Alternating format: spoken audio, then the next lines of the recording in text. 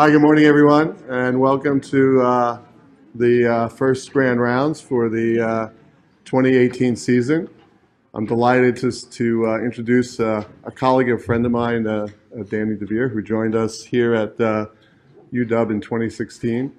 I first met Danny, I think, a few years before that. I heard him give a talk on a similar topic, and I was incredibly impressed with his not only his presentation for a young person, but also for his incredible and profound depth of knowledge in this field.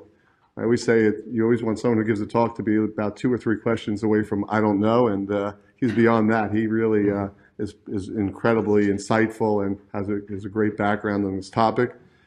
The other important aspect about Danny is that we went to the same medical school. We just missed each other by, I think, a year or 2. Is that right? Yes. Yeah, just about a year or 2, which is great. So we had the same teachers, and we exchanged different ideas. But Danny's going to talk about a really exciting area of interventional cardiology and structural heart disease.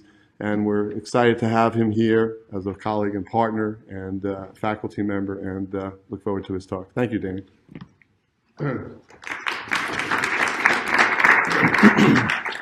Thank you very much, Mark. It's a great opportunity, and it's fun to be here on the other side. So I'll talk about durability versus treatability and considerations for valve replacement therapy. Here are my disclosures.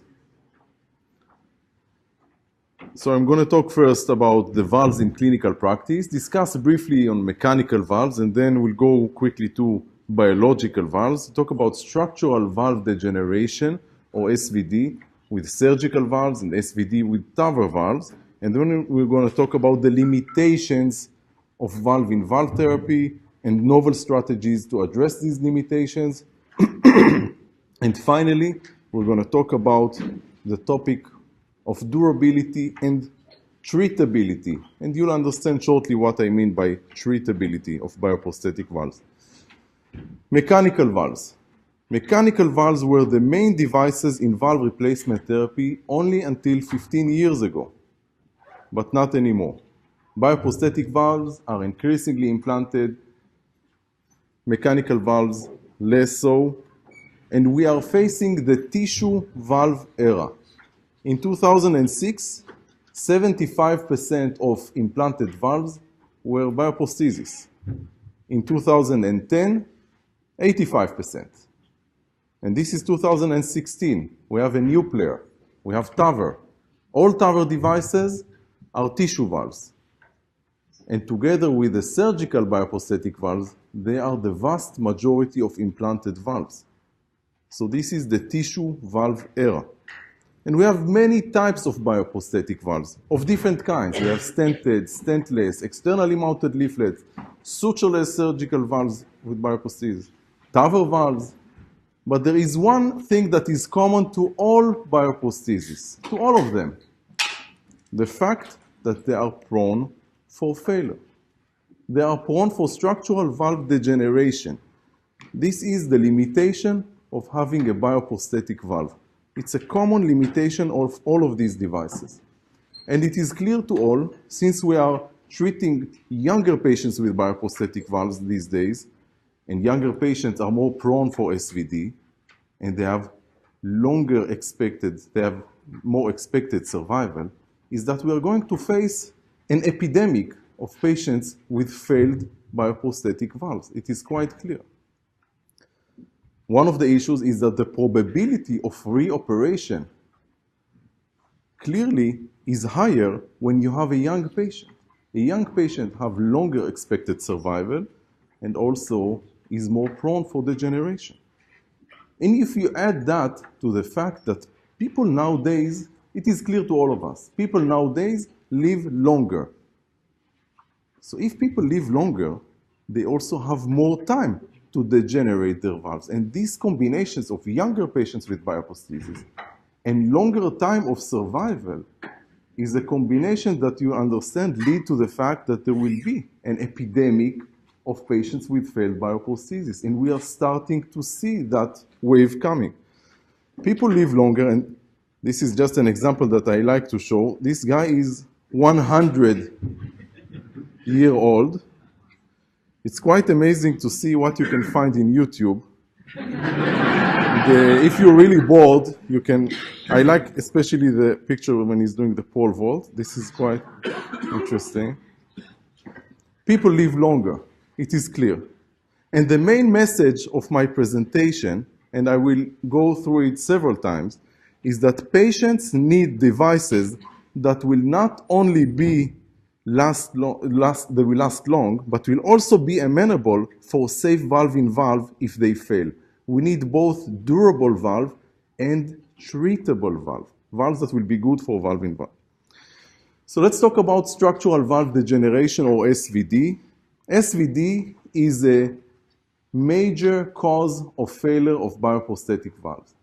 It is not the only cause of failure with bioprosthetic valves. They can fail with PPM, paravalvular leakage, thrombosis, endocarditis. There are many reasons for having a bioprosthetic valve and to have failure, but SVD is a major component. And I'm really happy to share with you. It's a good opportunity to share a paper of Dr. Otto and I and Mark Riesman. It will be published in the next edition of Circulation. We have new definition of structural valve degeneration, of SVD. It's a new definition. Until now, people used to talk about SVD as a binary phenomenon. If you have a patient, it's either he has an SVD, doesn't have an SVD, which does not make sense. SVD is a continuous phenomenon. It's a spectrum. We cannot say that it's either you have it or not. So there will be stages of SVD. Stage 0, stage 1, in which only morphological leaflet abnormalities. Stage 2 is moderate failure, moderate stenosis or moderate regurgitation. Stage 2 RS is mixed failure, and stage 3 is severe. So it's quite easy. Stage 2 is moderate, stage 3 is severe. And for each stage, we have suggestion of what should be the clinical approach to patients with that bioprosthesis. I will not go through all the tables and everything, but in general, it's a different era now. We have a less invasive approach for patients with a failed bioprosthesis. As a result, we should be much more meticulous with the follow-up on these patients because we can treat them more easily. It's not like a decade ago in which a failed bioprosthesis in many cases was a very bad situation in which you would do medical management.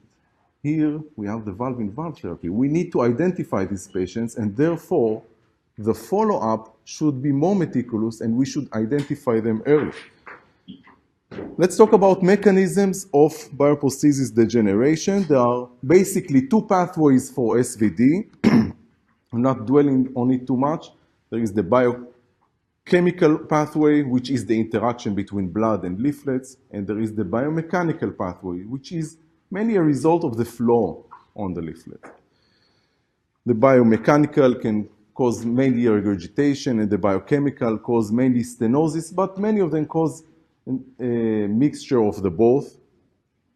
And with regard to the correlates for structural valve degenerations or etiologies or risk factors, these are the most important ones. Having young age, young patient will degenerate the bioprosthesis more quickly. The position of the valve is very important. Mitral implants degenerate more quickly than aortic valves. And the type of the device. The type of the device is important. There are devices that are no longer in clinical practice just because they were prone for early structural valve degeneration. And there are many other etiologies, renal dysfunction and others. Basically, it leads to what I wrote at the end. TAVR versus surgical valves. TAVR valves. Are TAVR valves prone for early structural valve degeneration? This is a very, very challenging question, which is very controversial now in the community. Should we worry about the durability of THV devices? I will go through the slides, but briefly, we have a signal. I'll tell you the conclusion. We have a signal for an issue, a very significant signal, but we do not have solid data yet to support that. Basically, there are hypothetical reasons why we think THV devices may have reduced durability. Some of these etiologies relate to the characteristics of the devices that we implant. Some of them are related to how we deploy these devices, and some of them are related to the interaction between the device and the anatomy of the patient. Basically, there are two reasons, two major reasons that are ubiquitous to all TAVR devices. All TAVR devices have these two issues. First, we need to deliver them through small sheaths, which are probably not healthy for bioprosthetic valves. And the second one is that during a transcatheter approach, we do not do decalcification. We do not remove the calcium in the patient. And that is associated with potential issues. And you can look in the literature. There are many, this is a good friend of mine, Wei Sun, many different biomechanical engineering studies of TAVR devices. There are probably areas of high stress and prone for accelerated fatigue with TAVR valves. And there are other guys that saw that there is damage to the leaflet when you crimp them, especially when the crimping is quite significant in order to bring the device through a very small sheath. And maybe you see this effect of the crimping, the elastin fragmentation. Could it be that these areas are prone for thrombosis, that they are nidus later on for valve thickening, for the leaflet to clot? Could it be? We have a signal to suggest that TAVR valves are more associated with thrombosis than surgical valves. Well, the data is quite limited, but it's a very significant signal.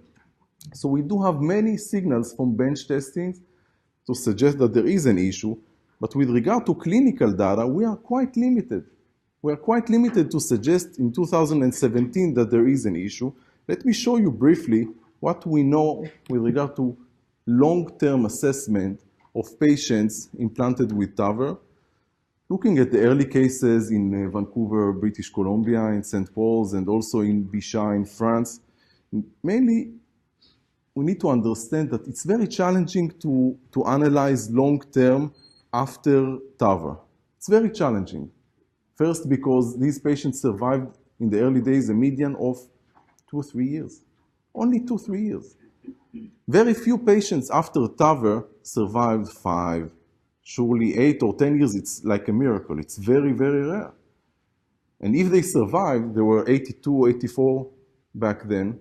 Now we are talking about a mid-90-year-old patient. It's very challenging to even to collect that information. And in many of these cases, we needed to have a team that will go to the houses of the patients to do echocardiographic assessments and to come back to the hospital. It's a very, very tedious work in order to collect the data, in order to understand what is the long-term behavior of TAVR procedures, at least in 2017.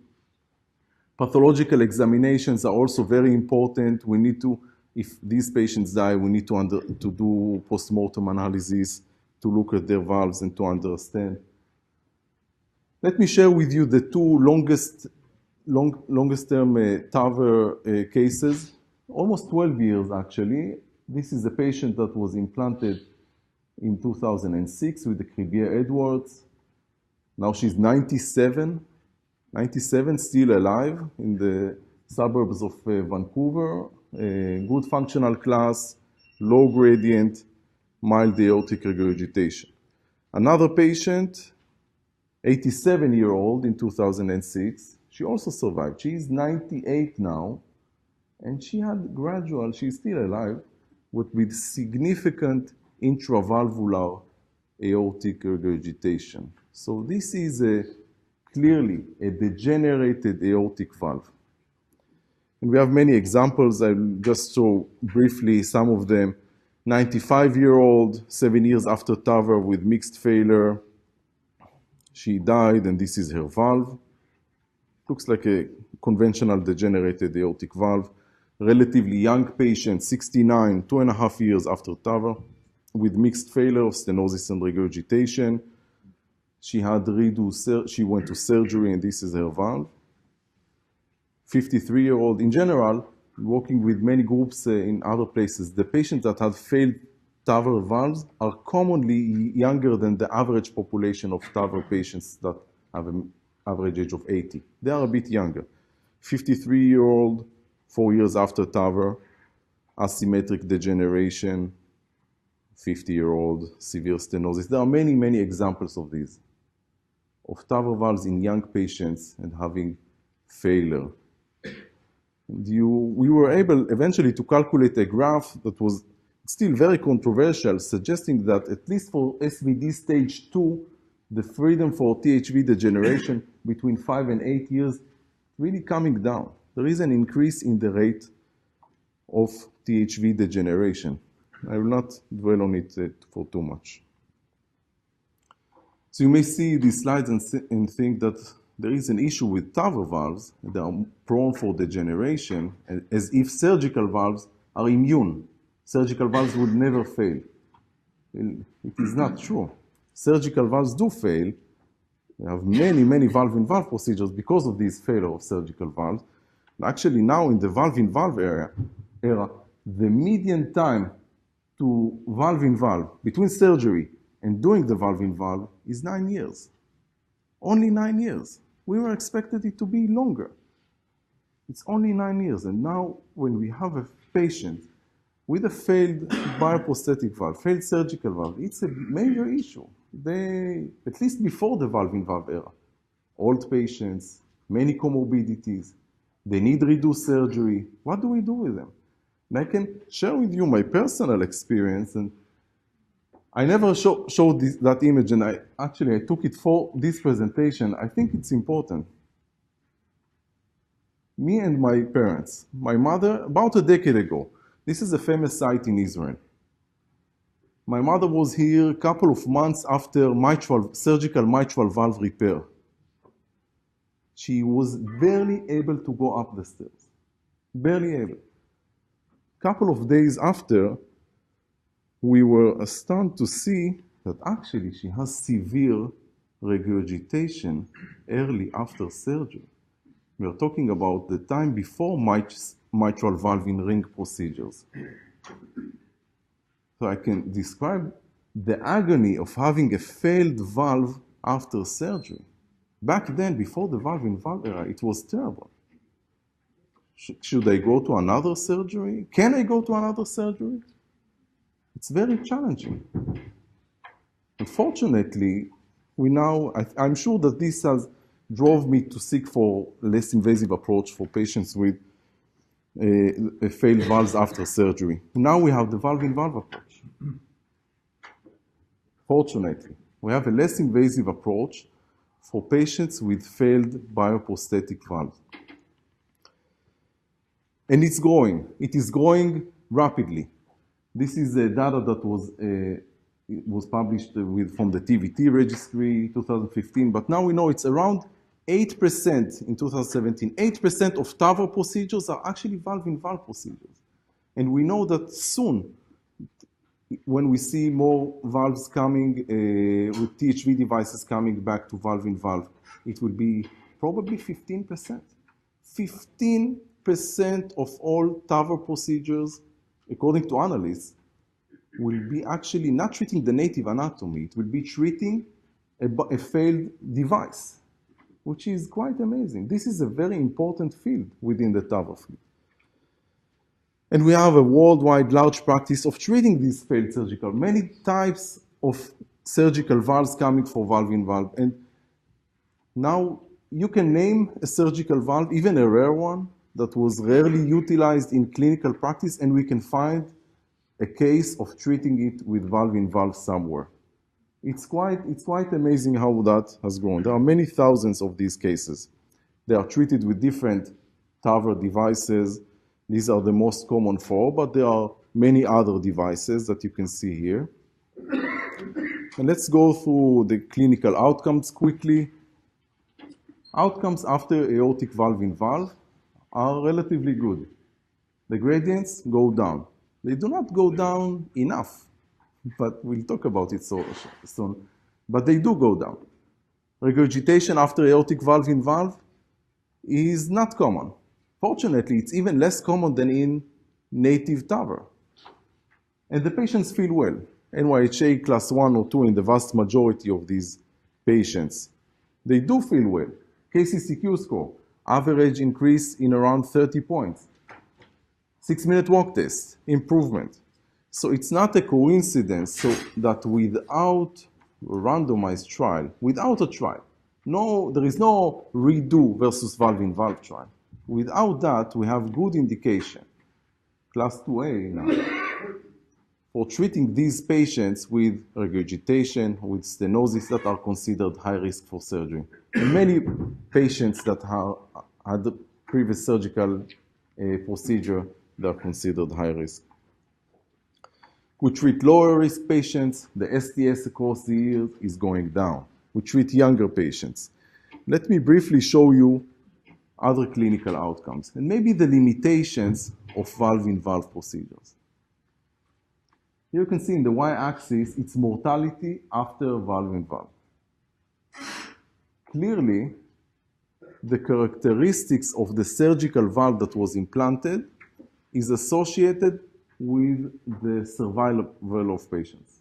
Patients with small surgical valve, 21 and below. Those with stenotic surgical valves, in comparison to regurgitation, do poorly after the procedure. They do worse. Stenotic and small surgical valves are not good for valve-in-valve. And it's clear, we need room. For valve-in-valve procedure, we do not remove the previous valve. We put another one inside. We lack room. And it's especially, it is very clear when we look at severe PPM and patients that go to valve-in-valve. Patients with severe PPM going to valve-in-valve have poor clinical outcomes. Which is, we cannot talk about valve-in-valve procedure without describing that big limitation, right? Coronary obstruction. Coronary obstruction is a dreadful complication of a valve-in-valve procedure. It's much more common than native TAVI procedure. This is a case from Italy, relatively young patient. Quite unfortunate. You can understand that that patient died shortly after that picture was taken, right? No left main, no RCA. It's not surprising that most of these patients die. And what is also disturbing is the phenomenon of delayed obstruction. You can leave the cath lab with good flow to the coronaries only to discover later on that the patient had sudden death. If they do postmortem, you can discover many bad things, but actually there was like intermediate coronary obstruction. It's really disturbing. This is the curve of survival of patients that had coronary obstruction. Half of them die. Half of them die. We cannot have coronary obstruction. We must identify these patients and we must do something to prevent that. It's clear to all of us. And fortunately, we know now, after many years of involvement with that field, how to assess the risk. I can say that it's not a surprise. Sometimes people think, oh, we were surprised, we did not expect it. But it is all anatomy. It is all the relationship in space between the leaflet and the coronary ostium. Nothing is a surprise here. We need to identify these patients and then prevent that complication. Conventionally, there are valves that are more prone for coronary obstruction, stentless surgical valves, or surgical valves with externally mounted leaflets like MitroFlow or Trifecta. So let's talk a bit about treatability, our ability to do safe valve-in-valve. We have signals to suggest that there are valves, if they are more prone for coronary obstruction, then probably they are less treatable with valve-in-valve. We would be less keen to do valve-in-valve in these cases. The common pathway to prevent coronary obstruction, and that was a conventional way, was to use coronary stents. We pull a stent, we deploy it where the leaflet is pushing on the coronary ostium, And we did that approach in many, many cases, in many centers. But unfortunately, coronary stents are designed for atherosclerosis. They are not designed to deflect the leaflet, right? It doesn't make sense. Which is not a surprise that we see these issues. This is one of my cases from Vancouver, a patient that had good result. This is 1 year later. Left main that had a stent, restenosis. RCA is gone. We need to act on the leaflet. The leaflet is what causing the obstruction. So in order to prevent the obstruction, we should not do an indirect thing of putting a stent. We need to work on the leaflet. We need to modulate that leaflet, which there were many different approaches and strategies of how to modify that leaflet in order to prevent that obstruction. But eventually it was understood that a single tear in the middle part of the leaflet is enough. A single tear on that leaflet, because when you do valve-in-valve later on, these two parts of the leaflet will spread. And then you have a triangle between these two parts, triangle of flow. And through that triangle of flow, the coronary obstruction will be prevented. Basically, the transcatheter method, I do not have the time to fully describe that, is called Basilica. It was already performed in 15 cases by now, and it's a transcatheter method. And I think we should be proud to say that it was developed with collaboration between me and the group in the NIH, but we did the first in the world Basilica procedure in mid-July. I'd like to thank Mark and Gabriel Aldea is not here in the room, and Creighton and Jamie and Burkhard for the great support in these cases. This is the first in the main procedure performed in mid-July. Since then, we have many other cases, right? And Kevin and I, we treated a young lady that eventually, I'm not sure what we would have done, like even a year ago. She had basilica and ring fracture, and then aortic and mitral valve involved, and she went home safely yesterday. So this is really growing rapidly, the basilica procedure. Still an experimental approach to prevent coronary obstruction, but there are, I think that we have a path for success. Let's talk about another big limitation of aortic valve-in-valve procedures, which is residual stenosis. This is probably the Achilles heel of aortic valve-in-valve procedures. Each dot that you see here is a case.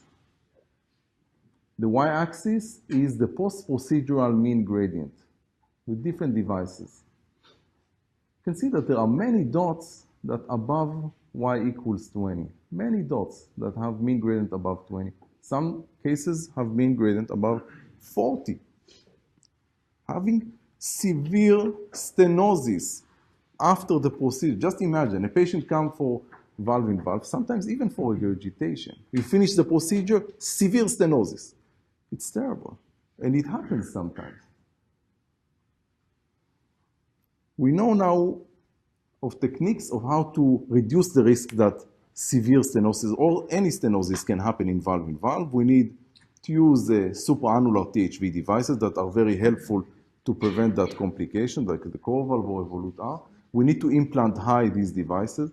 Here you can see an example of high implantation on the left, low implantation in the right. High implantation is very beneficial, especially in valve-in-valve procedures. We have bench testing data to support it. We have clinical data to support it. High implantation is important in order to reduce the risk for elevated gradients.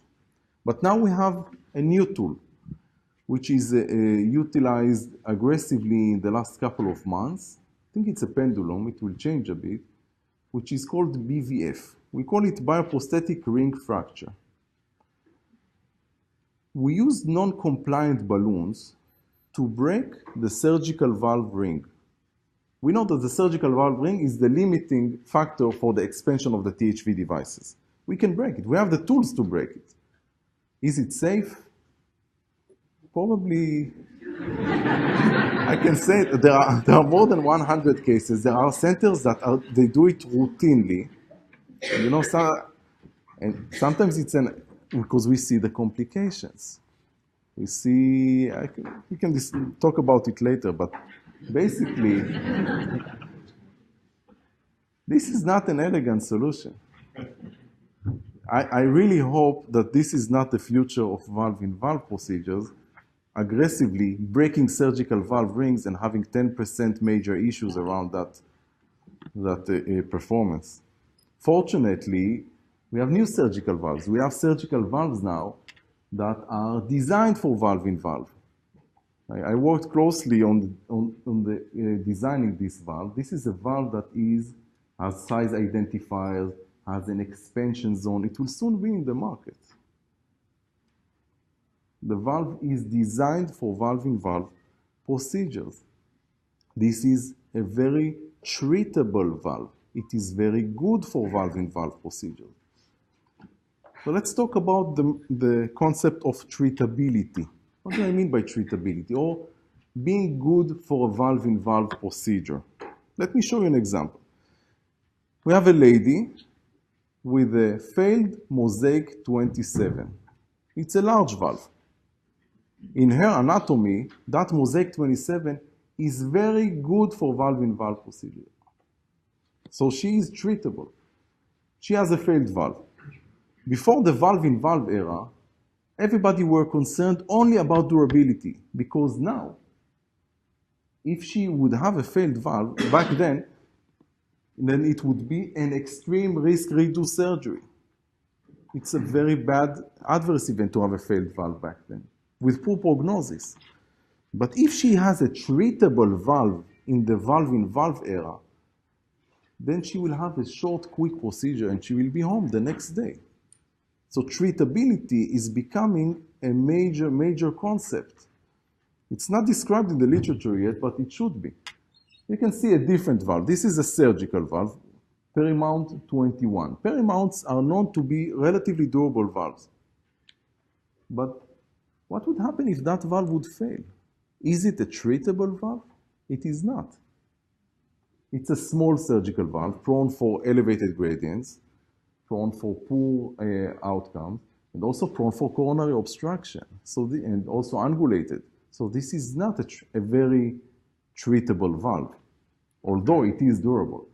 So with regard to patients with failed bioprosthetic valves, it's a really shifting, we really change, there is a very, very significant change that is going nowadays. Before the valve era, we were focused on durability. But during the TAVR era, the valve-in-valve era, we should always think ourselves whether the specific device that was implanted during surgery, during TAVI, is it a good platform for future valve-in-valve in the future? Whether this valve that we have implanted is a treatable valve? And it's a paradigm shift, not only durability, but looking at treatability of our valves. And the spectrum of implanted bioprostheses could be divided into treatable. Surely the best valves would be those that will be both durable and treatable, but unfortunately, there are some conditions in which we know these valves are probably not very durable, and if they would fail, not very treatable. So this is the worst scenario. So I would like to summarize that SVD should be defined as a continuous phenomenon, not a binary phenomenon anymore. Bioprosthetic tissue valves, surgical valves, and TAVR valves are both associated with structural valve degeneration. There is a signal to suggest that TAVR valves would be more prone for SVD. Time will tell. Residual stenosis is a major limitation of valve-in-valve procedures. Clinical results are worse in small and stenotic surgical valve. Ring fracture, or BVF, is a novel approach to improve hemodynamics. Coronary obstruction is a life-threatening complication. Basilica is a novel approach that may prevent coronary obstruction, but it should be performed, at least nowadays, in selected cases. And again, my main message is that in the current era of ability to do valve-in-valve procedures, both bioprosthesis durability and treatability should be the objectives of valve replacement therapy. And patients need devices that will both last long, but will also be amenable for safe valve-in-valve if they fail years later.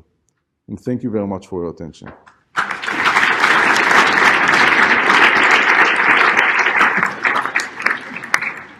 So that was a great talk. We have time for questions. So Danny, again, great presentation. So you presented, obviously, in the last case, this issue of a large bioprosthetic valve versus a small bioprosthetic valve, and the issues around that. And again, back to the mechanics of this, and the physics of this. That patient with the 21 millimeter valve, I mean, again, there's some subtleties to that particular patient and particular valve, but you're stuck with a 21 millimeter valve. You're stuck with a patient prosthetic mismatch, likely 19, 21 millimeter valves. And while you can fracture it, that sort of allows you to deliver a larger valve, but I'd love to see some of the hemodynamics and the long-term outcome from that procedure, and also the valve that you've suggested, where you can actually enlarge the valve. What kind of impact? What is the percent improvement? Because patients get these small valves for a reason. I think a surgical mistake, quite frankly. They don't have a procedure that allows enlarge the LVOT, and so you get a small valve. Now you're stuck with the valve. How much larger can you make this? And what impact do you think that's going to have on outcomes? Well, to say in short, we do not have long-term data after valve-in-valve procedures. If you ask me, the durability of aortic valve-in-valve procedures would be limited. It is quite clear, especially in the small surgical valves. It's a concern. It's a big concern. And it all goes back to prevention, right? When we talk about prevention, we talk about treating hypertension, making the glucose more balanced. Prevention is also making sure that the valve that you implanted is not a small valve. And maybe it's an argument for surgery or also for TAVR, but we need to put large devices to do it safely, but to know how to do it. And not many surgeons nowadays, unfortunately, know. Our surgeons know, but not in other centers. They know how to enlarge the root safely in order to implant a larger valve. So I guess the follow-up back to the point is exactly what you just said. I mean, not only do we need treatable and durable bioprosthetic valves, we need the initial operation to be done correctly. Yes. That was a great talk. A lot of important issues. I think the whole issue of putting in bioprosthetic valves that are going to be treatable is a really interesting new concept. I think the one thing we've talked about this before, it's a little hard to get a handle on exactly what the durability of surgical valves is, because usually the people who had valves that failed early. So you're 9 years from surgical valve to needing a valve.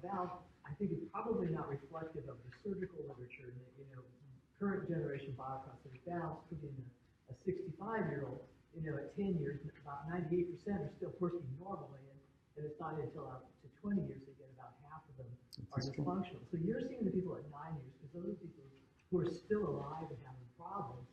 The people whose valves lasted 20 years, you don't see because they died of cancer or pneumonia or never came back. So I think surgical valves. I don't want the audience to think that surgical valves aren't still the procedure of choice particularly in patients under 75 or so, that they are durable.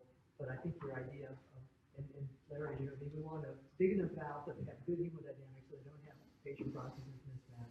We want a durable valve. We want a valve that if and when it does fail, it can be treated with valve and valve.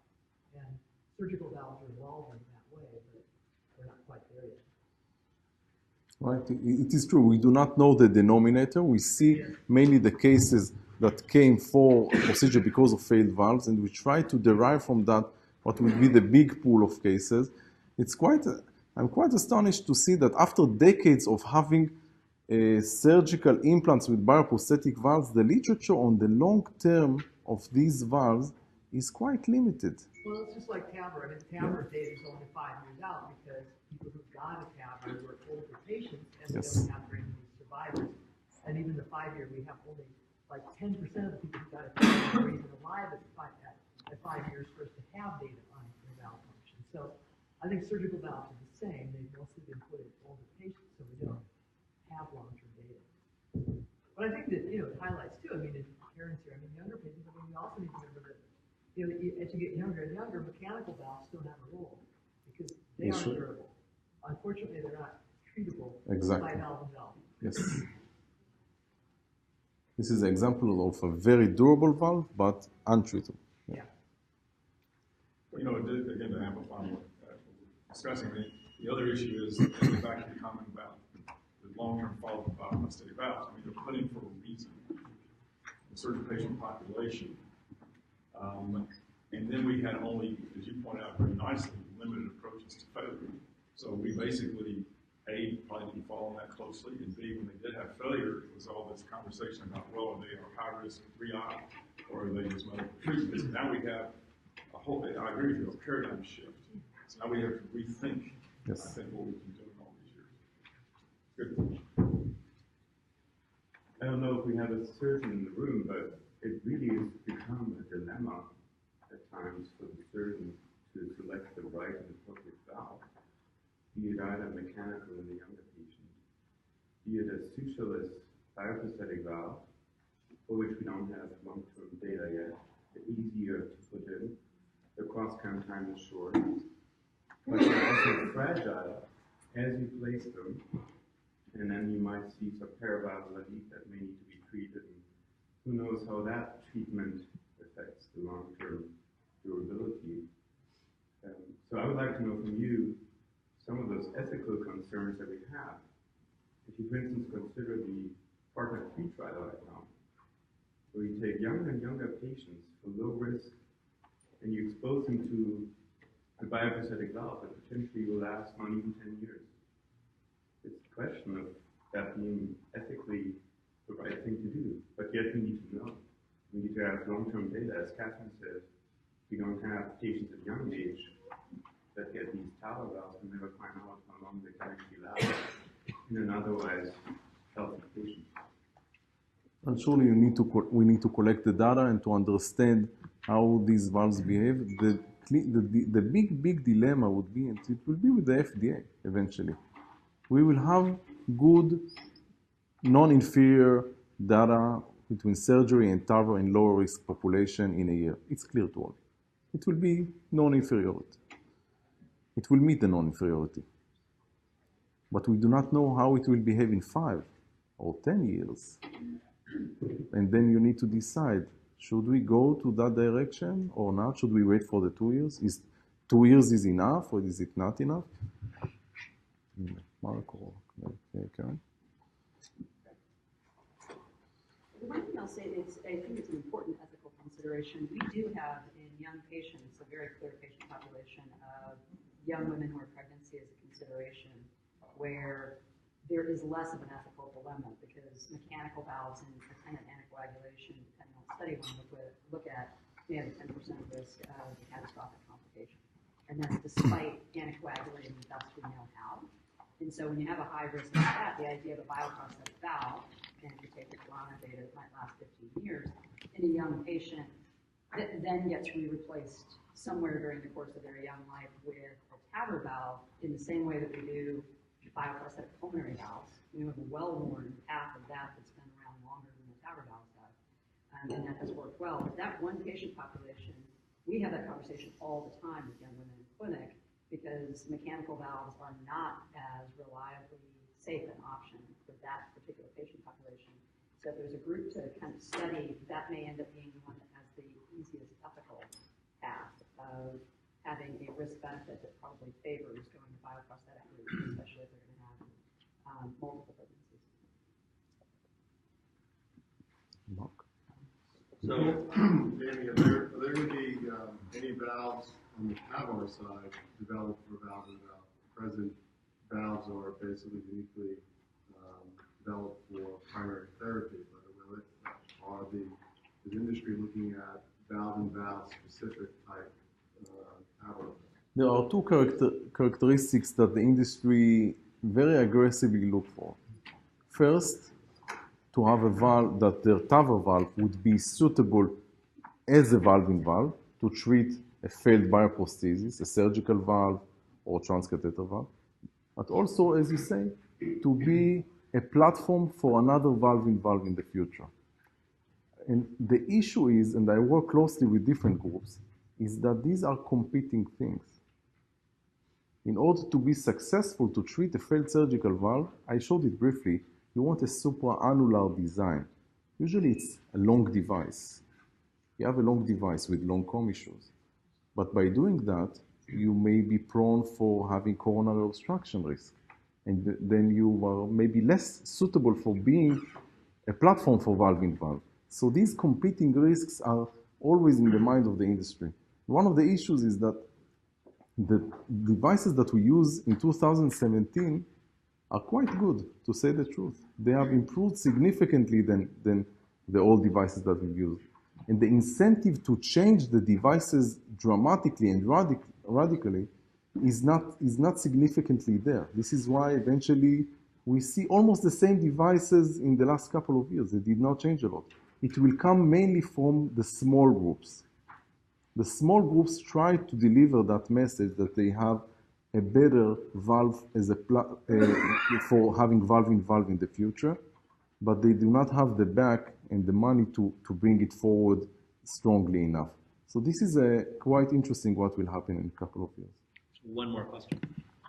So, Danny, great talk. Question for you. You may not have the answer to this, probably limited data, but what happens when you basically either have figured out that this valve is not going to work well, a valve-in-valve or TAVR valve, or something else where you now have to look to a surgical option for that particular patient?